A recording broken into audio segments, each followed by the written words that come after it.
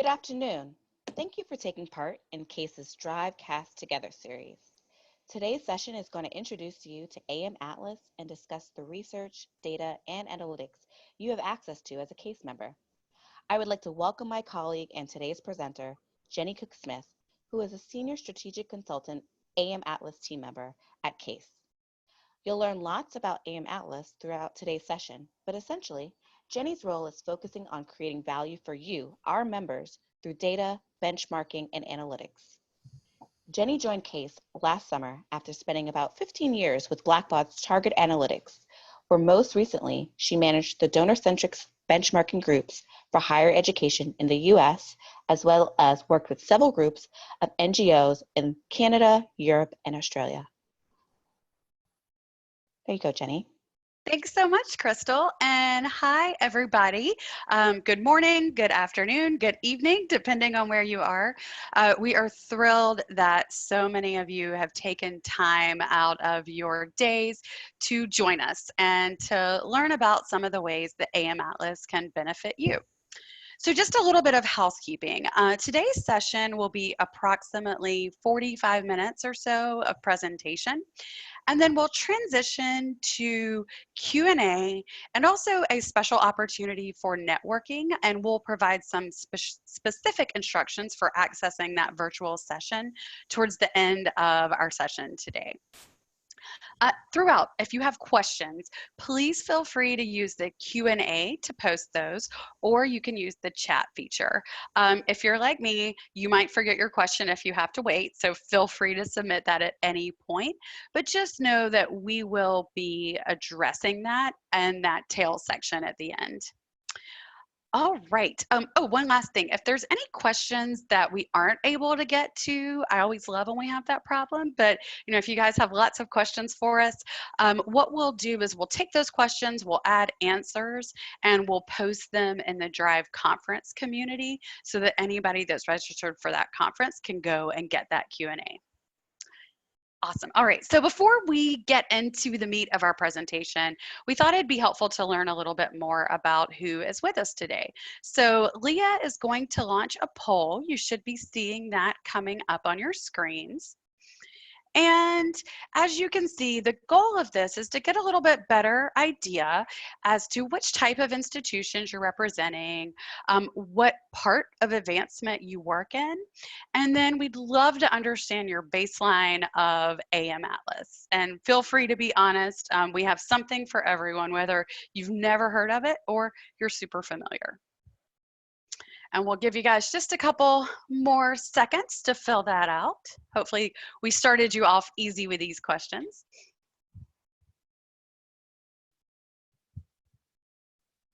All right, Leah, if we're getting a good amount of responses, I say let's go ahead once we've got a good amount and post it so we can all get an idea of who's represented here.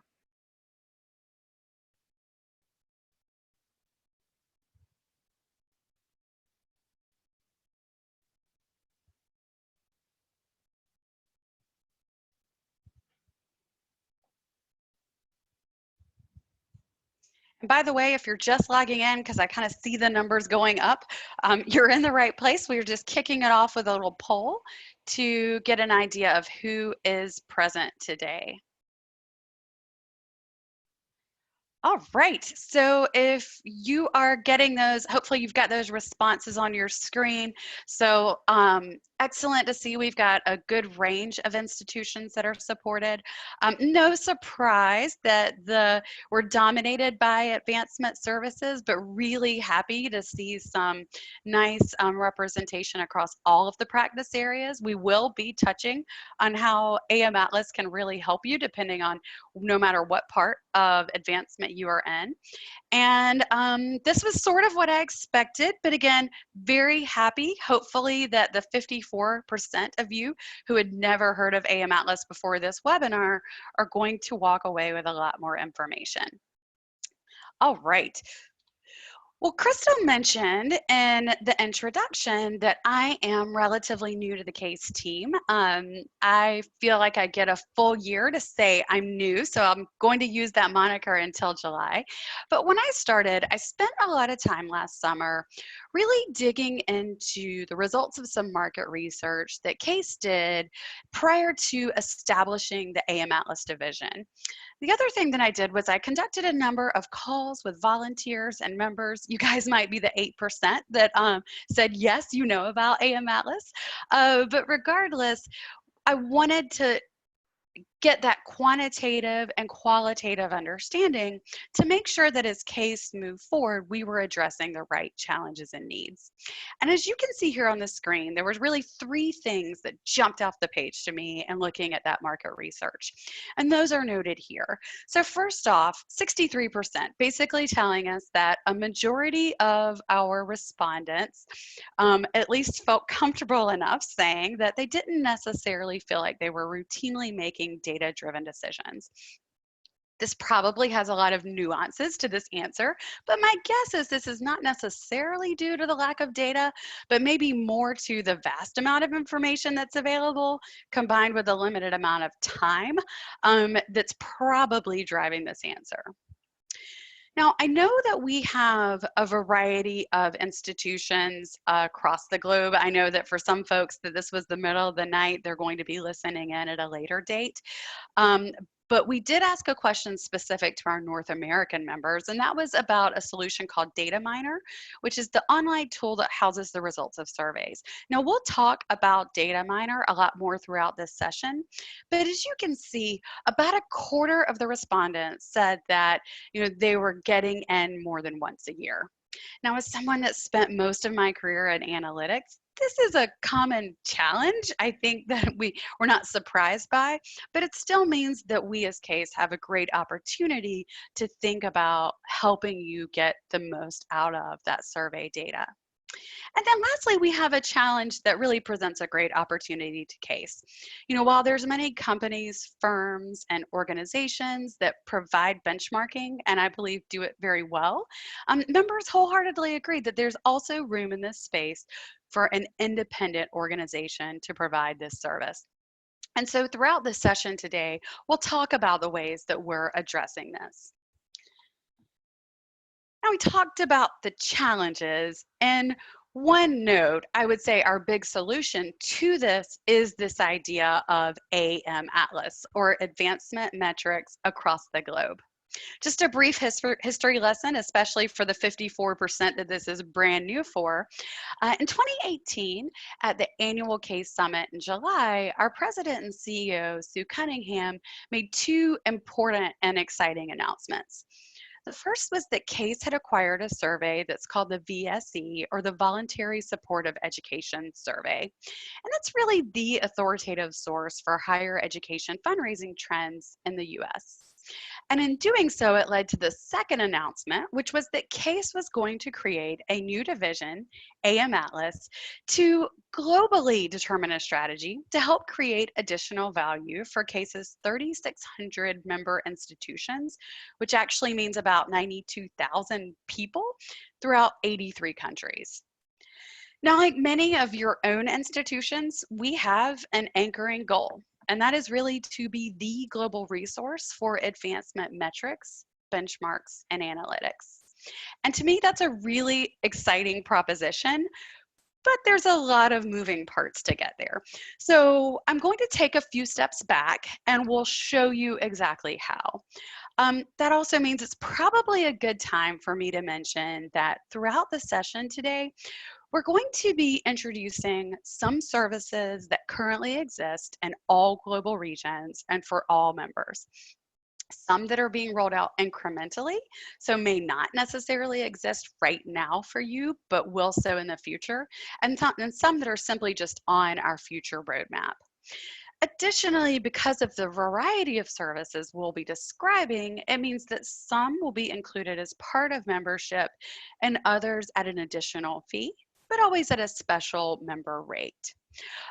Because of this, and because your needs will be very individualized, depending on your institution, we'll be giving you an opportunity at the end of this session to note if you'd like us to follow up with you so that we can better tailor some answers and suggestions and next steps based on where you are and what your specific institution is. So getting back to this idea of the goal, I think there's really two major components that will drive us getting to this goal, and they're both people related. The first is our AMAtlas staff, which you can see here, and the second, our AMAtlas volunteer leadership, which we'll discuss momentarily.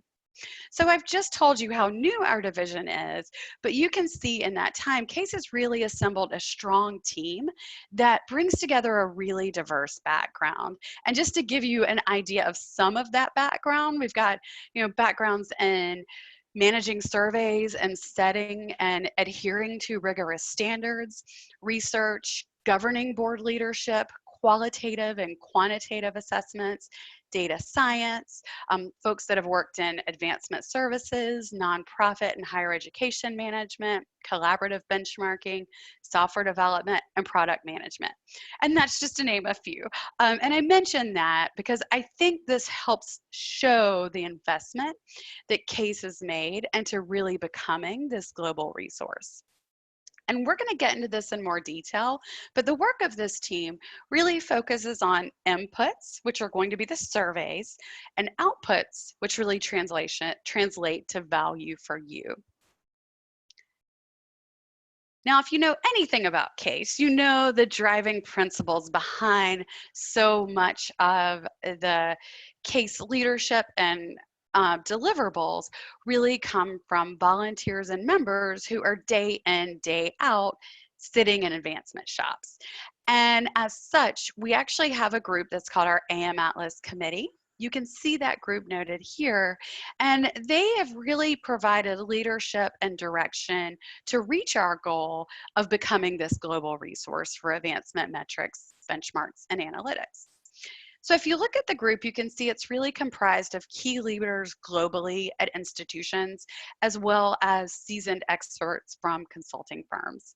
And then in addition, and our slide just doesn't have enough room to continue to build on those concentric circles, but we've relied heavily on groups that we call our AMAtlas expert witnesses and beta testers and regional volunteers to both drive strategy, but also be able to indicate how executable some of the things that we're developing are. And so now that you kind of have a better idea of who the people are, let's now talk about the foundation of these services, which I mentioned before. These are going to be the inputs or the surveys. Now, you may or may not know, I can tell you before coming to CASE, I didn't realize the scope, but CASE maintains about 22 global survey instruments. And basically, those focus on different aspects of advancement and unique regions. Under the overall AMAtlas umbrella, we will be continuing to review and consolidate, and where possible, we'll start to see if we can combine, and that's both for ease of participation and for richer results. But for now, what I'd like to do is sort of give you an idea of the surveys that exist today. And so as you can see, this includes regional fundraising surveys, and we have those noted here. In addition, last year, thanks to a core group of volunteers, CASE introduced an exciting new survey, the Alumni Engagement Metrics Survey. Everybody loves an acronym, so we simply call it AEM for short. This is actually our first global survey, and it's a really important first step in measuring or probably more specifically assessing alumni engagement across one common framework. We are actually in the phase where we are working on what we're kind of calling AEM 2.0, or the second version that's going to be coming out over this summer. And I'll go ahead and just plant that seed because we really like to get everyone on this call and a huge variety of case member institutions taking part. I am going to touch base from time to time back on that AEM survey throughout our session today. And I was very thrilled to see a good representation from alumni relations that joined this call as well. We also felt like this call was a really good opportunity to introduce you to a future project that we're actually going to begin a pilot phase of this summer. So this is actually another global project. And the idea is that we're collecting core metrics from the 3 practice areas of philanthropy, alumni relations, and communications and marketing. And by the term core metrics, what we really mean is out of the hundreds of metrics that are available, the 3 to 5 key metrics that advancement leaders really should be paying attention to. And this idea of establishing core metrics has really been a key project of that volunteer group that I introduced you to earlier, the AMAtlas Committee, in partnership with our case commissions. Continuing down on our surveys, you may or may not know, but CASE recently has partnered with Martz and Lundy to pull together a new campaign source survey. I'd put this in the category of things we're working on to look forward to in the future. And then because we sort of needed to just put these into one bucket, I would say other discipline specific surveys. We definitely have some specific things like a magazine readership survey and a data book for institutionally related foundations that serve a specific need. And then lastly, a little different, but I think an important input nonetheless, where appropriate, we collect additional third-party data, such as data from our own case CRM, as well as data that we get through government sources, which I'll actually show you some examples of later on, that I think of as, providing additional information about your institution. So with a better understanding of the global and broad-reaching nature of the data that CASE collects, let's start to look at how these pieces fit together and talk about the vision. So you can see from the graphic here, the direction that we're really moving is that the transactional results of these surveys would be stored into one single database that you as members have access to. And again, we've listed it here, underlined it, but I'll say it again, that would be free of charge or as part of your CASE membership. So specifically, Data Miner would be that hub. Again, I'll talk about that more. I will note, though, that when we start looking at this idea of global benchmarking, it is an iterative process and it takes a lot of pieces together, beginning with the new alumni engagement metrics.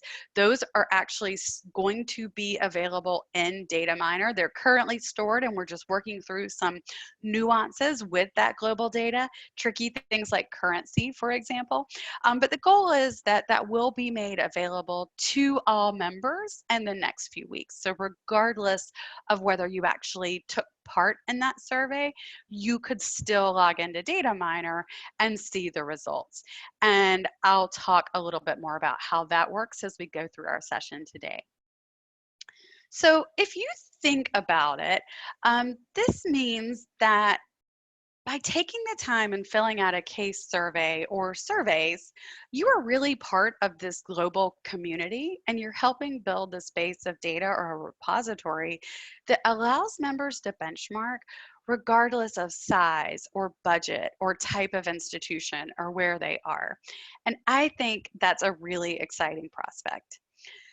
I'll also note that today, we're just scratching the surface. So we aren't really getting into the case standards. We're not going to get too in-depth into core metrics or alumni engagement metrics, but I'll give a plug for my colleague David Bass, who is leading a session at Drive that will outline a little bit more of the direction CASE is going and give you a better understanding of some of the additional data points we'll be measuring moving forward.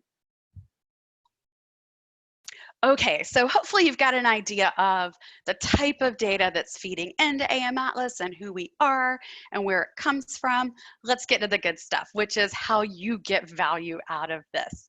So we really feel like this happens in 4 ways: through expert global research, through data miner and or the global benchmarking toolkit or case benchmarking toolkit. Again, we'll get into that more specifically, through some new initiatives that we call GPS reports and facilitated cohorts, and through the ability to have learning opportunities and networking through Drive. And so what we're going to do is walk you through each of these 4 components.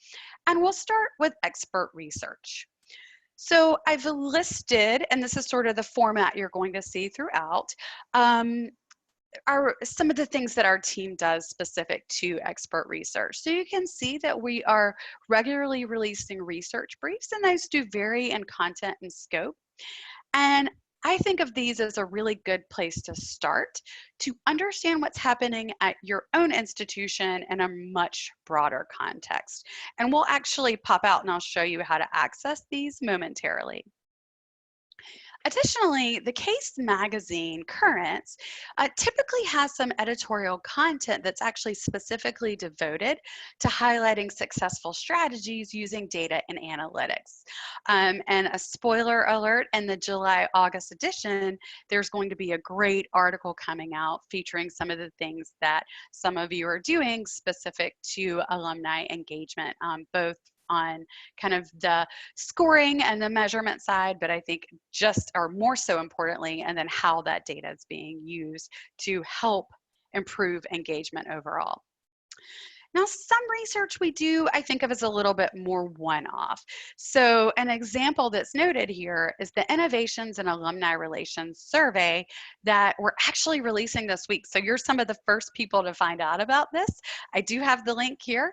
And this is just an opportunity for you to quickly weigh in on successes and challenges with virtual events and volunteer engagement during the pandemic.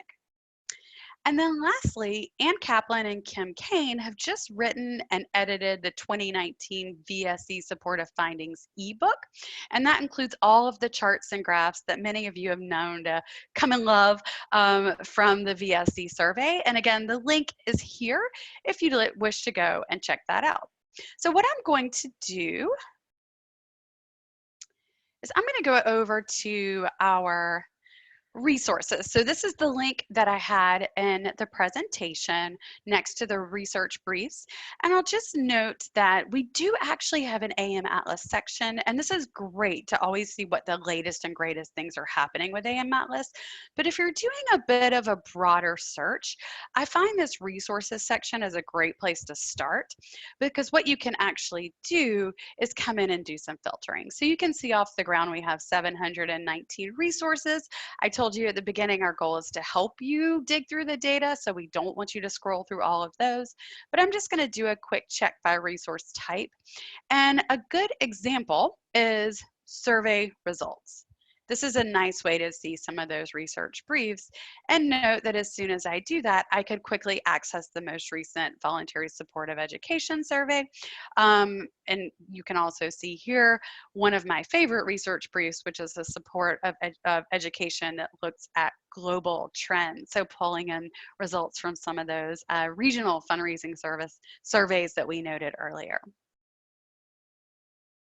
All right, I am going to navigate back to our presentation and we'll move along our quadrant. And so the next section we're going to talk about is a bit more about something I've teased out already, and that's the idea of where the data is housed.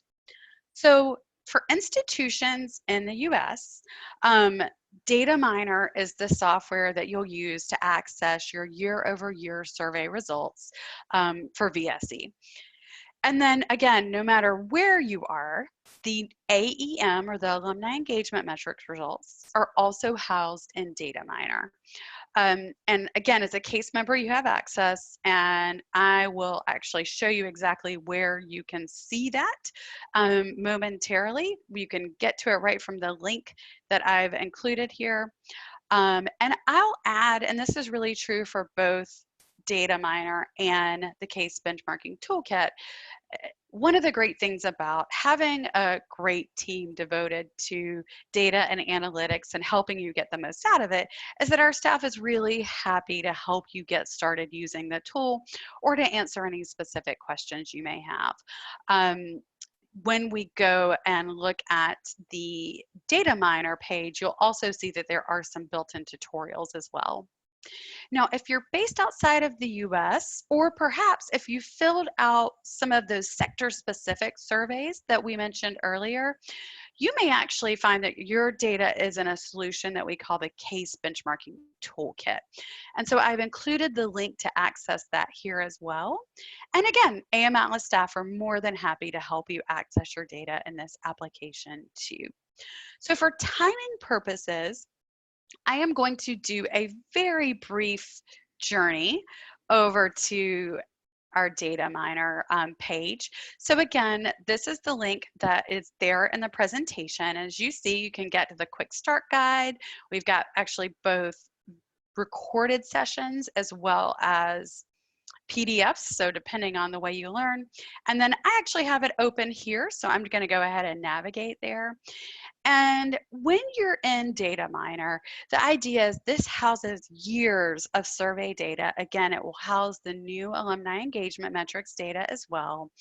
And it is set up so that you can actually see your data and then specific peer results. And the way that you can do this most easily is that we've got some actual core reports automatically set up. When you go to those reports, you can say that you want to see that for all higher education institutions. You could say you have 7 disparate schools that you want to see a specific report on, or you could pull in any of our comparison groups that have been already created. And those are things like your AMAtlas Peers or a specific conference. So a lot of options to go in, get that data, and then typically what people do is export it to be able to manipulate that in Excel. The other thing I wanted to point out in Data Miner, which we'll go talk a little bit more about in about 2 slides, is a brand new section that exists that's called Downloadable Reports. And this section was actually created so that you can easily access a new report called the GPS report. And notice if you download it, it will basically just pop up with a PowerPoint presentation. And I'm going to show you some sample GPS reports actually about right now. So let's go back to our presentation. And we're moving along our compass here. And so this section is really all about new solutions. So I've mentioned the GPS report. That simply stands for Graphical Program Summary. We're keeping with our directional theme here. And that's included as a member benefit and being rolled out incrementally. We have a more tailored version of this report that we call the Made to Order GPS. And we're also introducing benchmarking through facilitated cohorts. And the idea of these cohorts is that we're providing practice area benchmarking for philanthropy, alumni relations, and marketing and communication. So let's explore these 3 areas in a little bit more detail. And we'll start with that GPS report. So the idea here was that we wanted you to quickly and visually be able to see your institution's results compared to peers.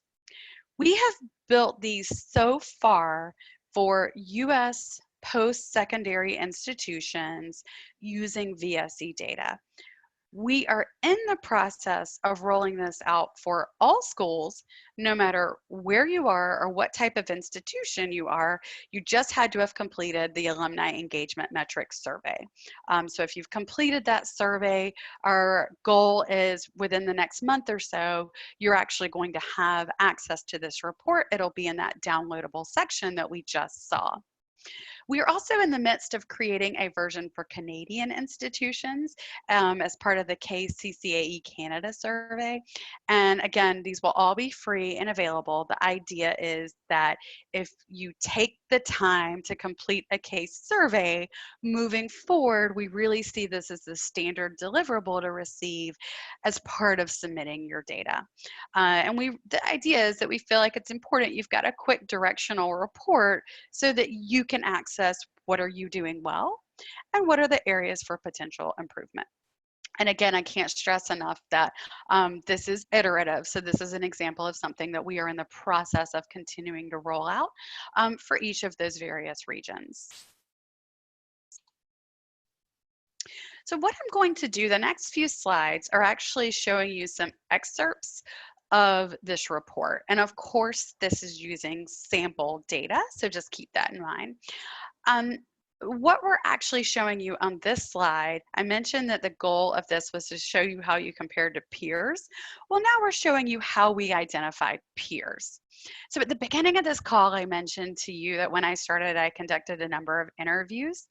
And one of the things that continued to come up is that volunteers indicated that they'd really love for CASE to step in and help note where their fundraising peers were, or who their fundraising peers were, as opposed to academic or aspirational.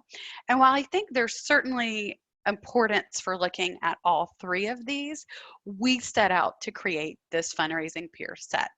And what we've labeled this is AMAtlas Peers. Now, to do so, we built an algorithm that essentially indicates key variables from the VSE. Those are noted in blue here at the varying weights. And then we also appended that government data I referenced earlier. In this case, we're looking at iPads. That's the green, which provides a little bit more information about your institution.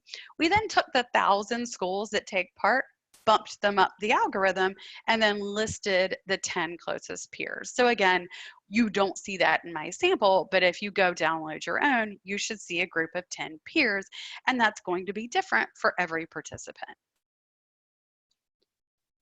So I've just selected a sample from that report. This specifically shows giving by source, or more specifically, who is giving to your institution.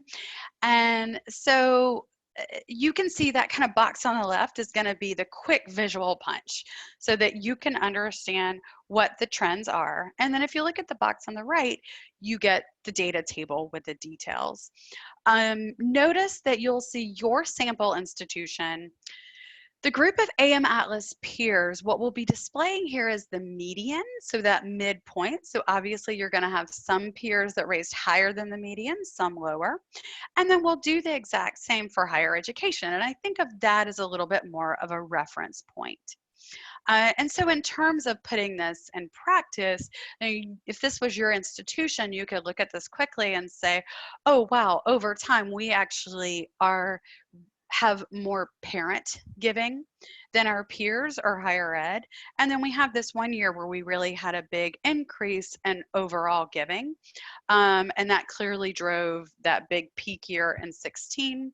And then if you looked over at the right, we basically have one column that shows your data and 3 columns that are just devoted to, in this case, your 17 to 18 change. Our sample's on a little bit older data, but if you go to your own GPS, that will be on the 2019 report. And so I could quickly look at this and see that for my institution, that total line shows I increased by 20% revenue in 17 over 18. And while my peers also had a really strong year, this was stronger than either of those two groups. Now, I've included just one more excerpt from the GPS report, and shout out to any of my friends on the line who might be in annual giving. I spent much too long analyzing annual giving trends in my former role to just focus on the revenues. So what we've shown here is specifically a slide that's looking at alumni donors. So again, if we start with the visual, what you see is we've got 3 colors. The red representative of your full base, or your alumni of record. the green, the percentage of that group that you're actually reaching out to. And so we can see for my sample school that they're actually soliciting a much higher percentage than their peers are. And then the blue is actually representative of alumni donors. And so if we just sort of look at the directions of those blue bars, we can see peers, that number has been slightly declining. That's pretty much online what we see with industry trends. And you can see that with the higher ed data. And that our sample institution really bucked trends, especially in the most recent year, where they increased giving or increased the number of alumni giving by 16%. So if this was my data, it would probably be my new virtual background and Zoom and Ring Central meetings, because I would be really proud. But again, these are the types of things we hope you can quickly get some insights in this report. Now I'm going to switch gears. We're still in GPS world, but I wanted to use this opportunity to show you or talk to you about the alumni engagement metrics. So as I mentioned, we're in the midst of actually creating a report for the alumni engagement metrics. And so I don't yet have my excerpts to reveal to you, but what I thought we'd do is provide just an outline of what you'd expect to see. So for example, just like we did with the other report, you will get to see your data compared to peers. Similarly, we're in the process of building out that algorithm, and it would be different because it's a different group of institutions, and we've certainly got different data points that we're examining. Additionally, because it is a global report, you'll also have the ability to see how you compare to, your region or country, but also in a global perspective. And those comparisons are going to outline basically the various sections of the survey, which look at things like the size of your program and expenditures, the counts of alumni across 7 predefined categories. And I'll note that I did include the link to that survey. If you'd like to learn more, that's a really great place to start, where you can learn about those categories and a little bit more about the survey itself. And then the last few points are all about the modes of engagement. Partially just simply understanding how much of these modes are you and other institutions able to capture, understanding some data points on engagement by mode, and then simply alumni who are engaged at all, really regardless of the way that you are engaging them. So again, that's available if you took part in year 1, and obviously if you're able to take part in year 2 coming up over the summer, this would be a report that you would be getting access to, downloadable in Data Miner. So as you think about making use of the GPS report, and again, getting back to the very beginning and this idea of how can we help you make data-driven decisions, there's really 2 paths. One, and that's represented by these blue boxes, is the idea of digging in on your own to learn more. And as we've talked about, this can be done through Data Miner or through the benchmarking toolkit. Additionally, I do think that being able to understand what's happening in the context of that greater landscape can be really helpful through the research briefs. Now, the green boxes represent an opportunity to partner specifically with CASE for a bit more in-depth analysis. So the first is what we call our made-to-order version of the GPS report. This essentially looks at 10 years of data, and it allows you to pick your own peers for comparison or use our algorithm or a combo of both. And we actually deliver this via a static HTML file, and I will actually walk you through that so you can see what that looks like. But the reason we do that is you get a lot more interactivity with that file. And it also includes a 60-minute call. And we've been doing these calls, and it's been really interesting because some schools really do it for a very small group. Others, it's been an opportunity to engage, 50 to 60 colleagues across larger institutions. So really up to the institution as to how to make the most use of that, but something we're really excited about. Now, the last option here, the facilitated cohorts. So first and foremost, if you sign up for our case facilitated cohorts, you actually get the made to order GPS reports. Those are part of the deliverables. The cohorts themselves are a brand new service, and we're in the process of actually, working to determine which institutions would like to participate. And so we're really actively building new groups and also working with some groups that exist to look at facilitating those groups. So keep that in mind if you were part of sort of an existing cohort that's interested in some additional benchmarking. We do actually have our first group that's going to do a small meeting in June, virtually, and that's our land grant cohort. And then we're bringing together everyone in September for our first full meeting.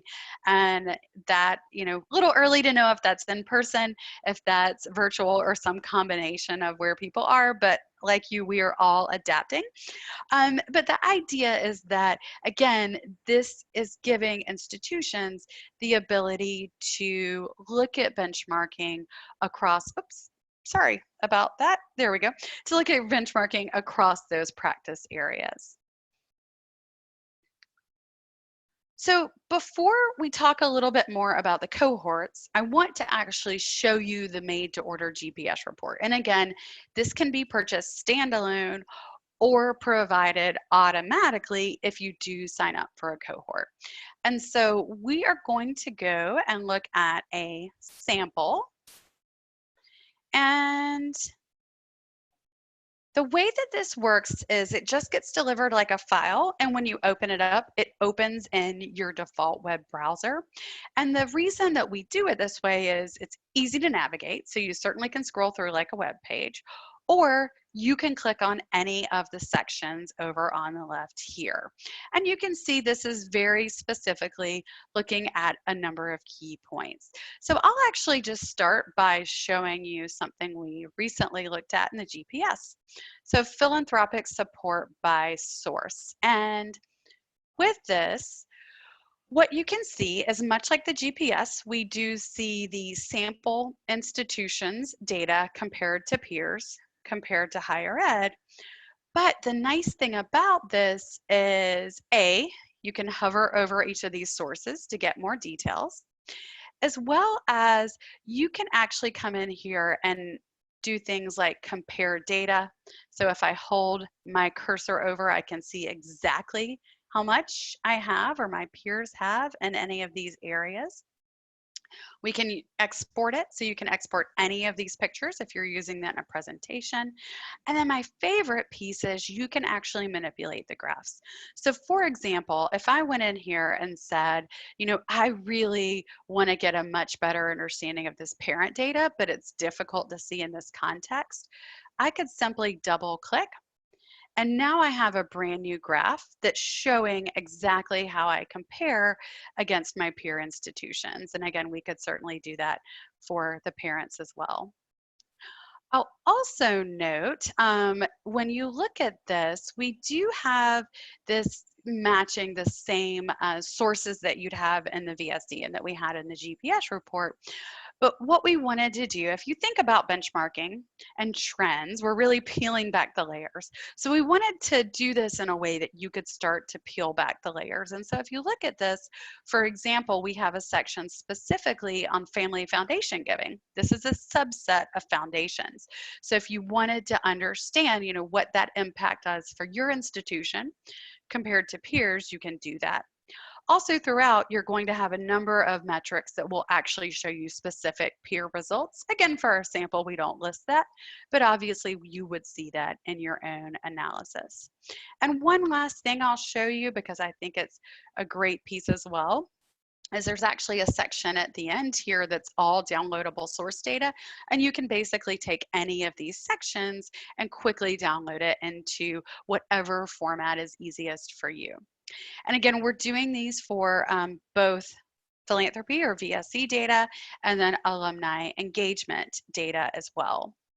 So taking us back to our presentation, let's talk a little bit more about the cohorts. So again, this is another one of those initiatives that was really conceived as a direct result of the market research that we talked about earlier. And you're seeing that overwhelming need from the member base to talk about this solution that looked at benchmarking. We really wanted to do something that looked at it broadly across an entire integrated advancement shop. We do feel like there are educational partners who do excellent deeper dives on the data. I did come from the donor-centric side, so shout out to that solution. And then certainly GG&A's ALF groups for campaigns and major giving. And where we felt CASE could step in is offer an unbiased look at all three practice areas and see this broadly. And so given that, when you take part in a cohort, what you'll basically receive, as we've noted already, would be those 2 GPS reports on philanthropy and alumni relations and the 2 60-minute calls that are devoted to reviewing the results of each. And then in addition, you would get 3 seats at each of the 3 practice area benchmarking meetings, and I'll talk a little bit more about that momentarily. As well as visual results presentations for exactly the data for who's in your cohort. And then lastly, an ability to connect throughout the year with some quarterly check-in calls. So talking a little bit about the idea of these meetings. As I mentioned, if you sign up, you get 3 seats at each of the 3 meetings. That could be, a mix of people that, aren't necessarily attending all 3. I will say our recommendation, though, is that at least one of those seats be reserved for someone who really is leading advancement services. So one reason I'm so glad to see so many of you guys on this call today, because our feeling is it really overlaps all of the practice areas, and that's the best opportunity for ensuring that things are really happening when you go back home and start thinking about implementing results. I'll also add that one of the most common things I heard in the calls was that people really valued CASE for the global benchmarking trends.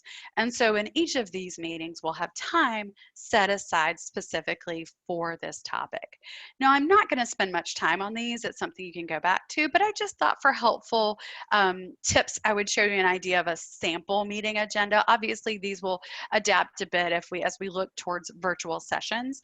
But the idea being that we've got time specifically to talk about things like those core metrics, looking at giving along with engagement, horizon issues and those global trends. If we pivot over to our alumni relations meeting, this is a very different topic to me because this is a very nascent measurement, at least globally. And so a lot of this time is going to be thinking about successes and actually capturing the data and the approximation that we think we're getting to as we start to measure engagement, as well as what does engagement mean? We've got a framework, but how are you actually using that to set goals, and how might that change as you look at future campaigns and perhaps conversion and so forth. And then lastly, and this is the shortest of our 3 meetings, but we have a session specifically for communications and marketing. The idea being that it's half, let's socialize the metrics that we do have that are meaningful and relevant for good conversations with this group, and half, focus group benchmarking, or excuse me, focus group brainstorm session, and really thinking about what would data collection look like from a transparent apples to apples perspective as we build out some data points specific to marketing and communications. So what I'm going to do now is actually circle back to where we started. So at the beginning, as Crystal noted, this session is really part of our Drive series. And in partnership with CASE's special programs and stellar volunteer leadership, that's really the 4th piece of AMAtlas. And as we talked about earlier, think of this as networking and professional development. As you can see here, we actually are offering another free session next week as part of this series, and you can certainly use that link to register here. And if you like making data-driven decisions and you're looking for more of that in your life, certainly consider registering for DriveCast, which takes place May 28th and May 29th. And I'll also add, because we're CASE and we know you guys love to socialize, we do have an icebreaker session that we noted at the beginning. And a number of the AMAtlas staff are going to be taking part in that as well. So it's an opportunity for us all to get to know each other a little bit better. And so one last pitch here for Drive, because I think if you were on the fence, hopefully seeing the planning committee will give you an idea of the caliber of content that you can expect from that online session. Well, I hope that you've learned a bit more about AMAtlas. I hope if we launched the poll again that we'd get very different results in terms of understanding what we do. And more importantly, you've got a better understanding of the types of things that you can receive as CASE members that can increase the value for you. We know that these are really difficult times, and we hope that data can make your life a little easier. And again, I think I mentioned this earlier, but to me, if you can figure out what you do well and keep doing well, or even perhaps double down, and where you need to change course, I think that becomes incredibly important in uncertain times. So with that, I'm going to go to Leah to post one last poll. And then I do see some questions have come up on Q&A. So we'll transition to that portion.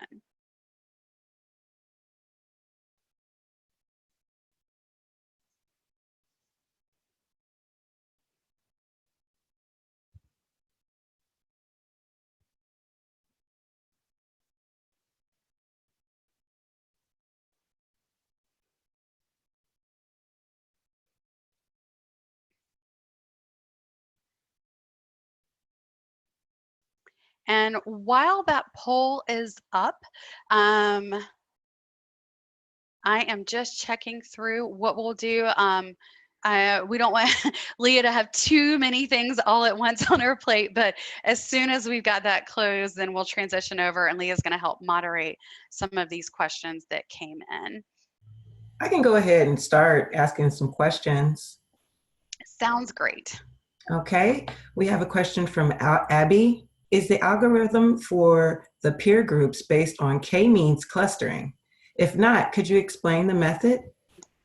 I should have known that with this group we would get some really in-depth questions like this. Great question, Abby. So we actually used, so my colleague Sancho, who was really key in building this, I know was not able to join us today, and he's probably the one that can answer specifically the method. I know I'm going to take a guess and say we use nearest known neighbor when we were building this, but that's something I'm happy to follow up with you more specifically with, Abby. All right, and then from Dawn, we have a large number of non-grads from older classes that are most likely deceased or no longer reachable. When counting your alumni record, do you exclude older group? And if so, what age, at what age in class? Great question. So, that's, I think, I mentioned at the beginning that when we look at the CASE results, that we are in this process of some different definitions that exist in different surveys. And that's a really good example of why we are in this process of consolidating and refining. And so I'm actually going to go to the definition of alumni that's used in the new Alumni Engagement Metrics survey, because that is the one that is really specifically built towards this idea of counting alumni. And for that, what the task force ended up deciding is creating 7 categories of alumni so that you can really specifically see things from, associate, diploma agreed, undergraduate, graduate, multi-degreed, but also have categories so that we can get a wider net.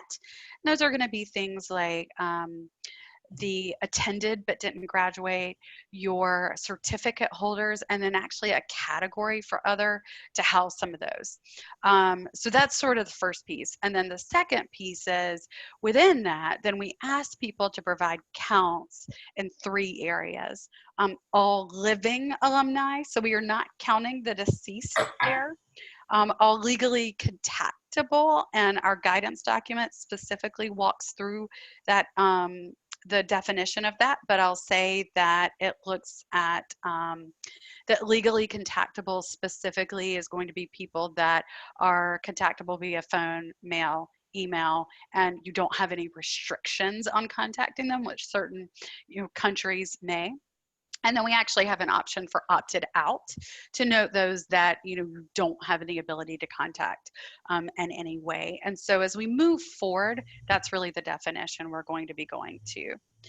And I think, Leah, I know there's a lot of questions that come up. I feel like we probably have time for about 2 before we transition it over to Tanya for getting us to the networking piece. Okay, awesome. I have one from Travis. Have you thought about showing the distribution of data by quartile or quintile? This would allow us to gauge how our institution is performing within the assigned cohort. Yeah, Travis, that's a great question. And we actually are experimenting with some of that in the new alumni engagement metrics survey because we have seen that the data is quite distributed across the some of the answers. Sometimes a median isn't as helpful. I will also say that the as we moved into that made to order GPS report, what we ended up doing, as opposed to going too much into the quartiles, was showing those detailed results throughout. So you could actually see how you compared to each peer. But it's absolutely something that we're looking at as we're examining more. And let's do one more question, Leah, and I'll just add, for those we couldn't get to, we will post those response in the Drive conference community. All right. Last question. This is from James. According to this year's Case Ross survey report, the clustering is done using latent class analysis. So I guess. Yeah. So maybe that was just a comment there. Let's do one more question then. Okay, one more question. I did not participate. This is from Courtney. I did not participate in the survey because we are a new alumni department and I did not want to throw off the results. Will I still be able to see the research summaries since I won't be able to see the report? Excellent question, summary. Courtney, that's what happens when you talk too long. Courtney, I will add a couple of things to this. First, we do actually hope that people participate regardless of sort of where your institution is, because, as I mentioned earlier, I think this is a really nascent measurement. So I think simply understanding what information you have and are able to provide builds the richness of this. Secondarily, yes, you are. So again, as a case member, you're going to have access to Data Miner, and so you can go in and see those results yourself.